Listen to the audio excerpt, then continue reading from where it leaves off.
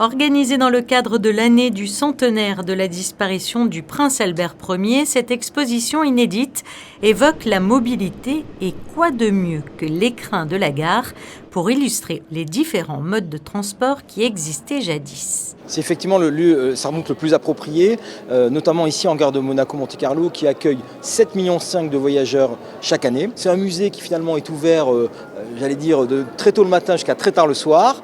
C'est gratuit bien évidemment.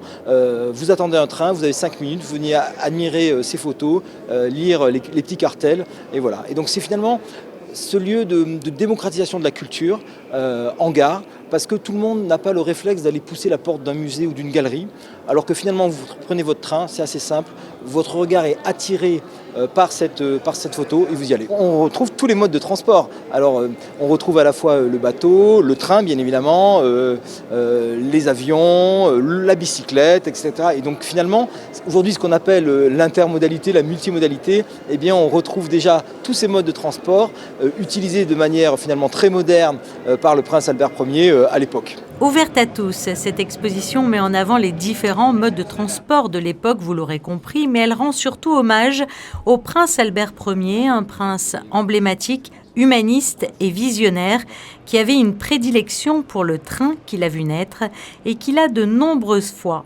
emprunté lors de ses nombreux voyages en France et en Europe.